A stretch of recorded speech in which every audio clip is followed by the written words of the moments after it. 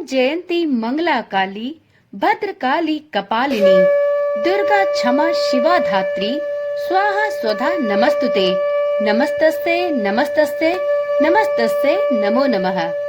ओम नमः शिवाय। जय श्री कृष्णा। आप सभी दुर्गा भक्तों को चैत्र नवरात्रि की अत्यंत हार्दिक शुभकामनाएं। नवरात्रि में श्री दुर्गा सप्तशती के कीलक स्तोत्र के पाठ से भक्त को मां अम्बे भवानी का आशीर्वाद प्राप्त होता है। आध्यात्मिक सद्भाव, मन की शांति के साथ भक्त को सभी कार्यों में सफलता प्राप्त होती है। कार्य सिद्धि के लिए कीलक स्तोत्र के पाठ के बाद किसी अन्य मंत्र की आवश्यकता नहीं होती। कीलक स्तोत्र का पाठ दुर्गा सप्तशती में अर्गला स्तोत्र के पाठ के उपरांत किया जाता है। मार्कंडेय ऋषि जी ने दुर्गा सप्तशती के संबंध में कहा है कि अन्य मंत्रों का जप न करके अगर भक्त केवल दुर्गा सप्तशती का पाठ करे, उसकी स्तुति मात्र से ही सत, चित और आनंद की प्राप्ति होती है। भक्तों को दुर्गा सप्तशती के पाठ के बाद कार्य सिद्धि के लिए किसी अन्य मंत्र या अन्य साधन के उपयोग की आवश्यकता नहीं रह जाती। दुर्गा सप्तशती में कवच को बीज, अर्गला को शक्ति तथा कीलक को कीलक की संज्ञा दी गई है। जिस प्रकार सभी मंत्रों में पहले बीज का, फिर शक्ति का तथा अंत में कीलक का उच्चारण होता है, उसी प्रकार मां अम्बे की आराधना में भक्त पहले कवच रूप बीज का, फिर अर्गला रूप शक्ति का तथा अंत में कीलक रूप कीलक का पाठ करते हैं। ऋषि मार्कंडेय ने अपने शिष्यों को दुर्गा सप्तशती का पाठ करते समय भक्तों के सामने आने वाली बाधाओं को दूर करने के तरीके और उपाय 16 श्लोकों के अंतर्गत बताए हैं। कीलक स्तोत्र के पाठ से भक्त को मां अम्बे भवानी का आशीर्वाद प्राप्त होता है। कीलक स्तोत्र का पाठ किए बिना ही श्री दुर्गा सप्तशती का पाठ किया जाए तो वह कभी भी फलदायक नहीं होता, परंतु मां के भक्तों को दुर्गा सप्तशती का पाठ करने के बाद प्रत्येक बार क्षमा प्रार्थना अवश्य पढ़नी चाहिए, जिससे पाठ में हुई कमियों के लिए मां भगवती से क्षमा प्राप्त हो सके। कीलक स्तोत्र के विषय में अनेकों भ्रांतियां समाज में उपस्थित है। प्रायः यह कहा जाता है कि कीलक स्तोत्र का पाठ यदि सही विधि से न किया जाए तो वह फलदायी नहीं होता, अपितु हानि पहुंचाता है। मनुष्यों की इसी शंका का भगवान शंकर ने स्वयं निवारण किया। इसीलिए कीलक मंत्रों के ऋषि भगवान शंकर बताए गए हैं। कीलक का अर्थ होता है किसी के प्रभाव को नष्ट कर देने वाला मंत्र। ऐसी मान्यता है कि मात्र 31 बार कीलक स्तोत्र के मंत्रों का जाप करने से आश्चर्यजनक रूप से मन की शांति का आभास होता है और विचारों में सकारात्मकता आती है। लेकिन शर्त यही है कि पहले गणेश जी के किसी भी सरल मंत्र का एक माला जाप किया जाए, तत्पश्चात इस मंत्र को पूर्ण एकाग्र होकर जपा जाए। जब तक आंखें बंद करने पर कोई एक विशेष रंग नजर न आने लग जाए, तब तक अपने मन को ध्यानस्थ न माने। जब मन एक बिंदु पर आकर स्थिर हो जाए, तब इस मंत्र का 31 बार जाप करें और स्वयं इसका चमत्कार अनुभूत करें। तो चलिए हम सभी श्री गणेश भगवान का मनन करते हुए माता भगवती के कीलक स्तोत्र का पाठ प्रारंभ करते हैं। ओम गण गणपते नमो नमः। ओम सिद्धि विनायक नमो नमः। महर्षि मार्कंडेय जी कहते हैं, निर्मल ज्ञान रूपी शरीर धारण करने वाले, देवत्रयी रूप दिव्य 3 नेत्र वाले, जो कल्याण प्राप्ति के हेतु हैं तथा अपने मस्तक पर अर्धचंद्र धारण करते हैं, उन भगवान शिव को नमस्कार है। जो मनुष्य इन कीलक मंत्रों को जानता है, वही पुरुष कल्याण की प्राप्ति करता है। जो अन्य मंत्रों को जप कर केवल सप्तशती स्तोत्र से ही देवी की स्तुति करता है, उसको इससे ही देवी की सिद्धि प्राप्त हो जाती है।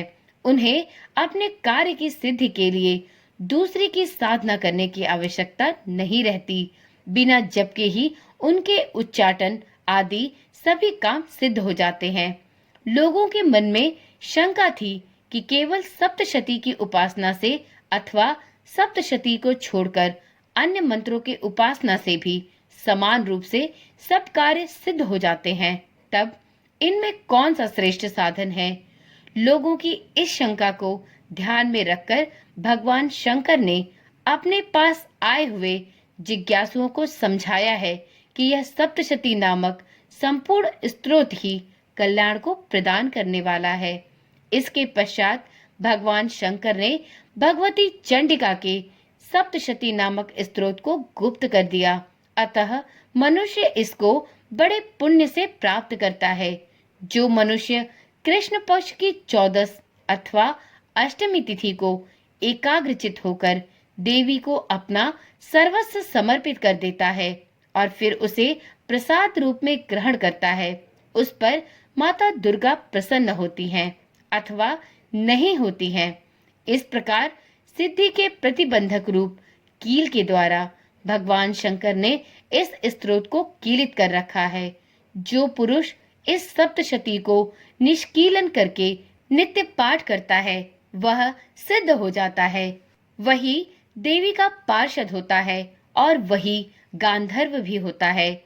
सर्वत्र विचरते रहने पर भी उस मनुष्य को इस संसार में कहीं कोई डर नहीं होता। वह अपमृत्यु के वश में नहीं पड़ता तथा देह त्यागने के अनंतर मोक्ष को प्राप्त कर लेता है। किंतु इस कीलक की विधि को जानकर ही सप्तशती का पाठ करना चाहिए। जो ऐसा नहीं करता वह नष्ट हो जाता है। इसलिए कीलन और निष्कीलन का ज्ञान प्राप्त करने पर ही यह स्तोत्र निर्दोष होता है और विद्वान पुरुष इस निर्दोष स्तोत्र का ही पाठ आरंभ करते हैं। स्त्रियों में जो कुछ भी सौभाग्य आदि दिखाई देता है वह सब इस पाठ की ही कृपा है। अतः इस कल्याणमय स्तोत्र का जाप सदैव करना चाहिए। इस स्तोत्र का शनैः शनैः पाठ करने से स्वल्प फल की प्राप्ति होती है। अतः उच्च स्वर से ही इसका पाठ आरंभ करना चाहिए। जिस देवी के प्रसाद से ऐश्वर्य, सौभाग्य, आरोग्य, संपत्ति, शत्रुनाश तथा परम मोक्ष की प्राप्ति होती है, उस देवी की स्तुति मनुष्य को अवश्य करनी चाहिए।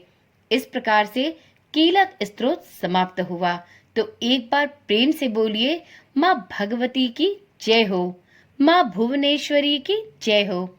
मित्रों, आपने श्री दुर्गा सप्तशती का पाठ प्रारंभ करने से पहले सर्वप्रथम दुर्गा कवच, उसके पश्चात अर्गला स्तोत्र और उसके बाद कीलक स्तोत्र का पाठ संपूर्ण कर लिया है। अब आप नवरात्रि में आगे बढ़ते हुए श्री दुर्गा सप्तशती के पाठ प्रारंभ कर सकते हैं। आप नवरात्रि के पहले दिन श्री दुर्गा सप्तशती पाठ के प्रथम अध्याय का श्रवण करें।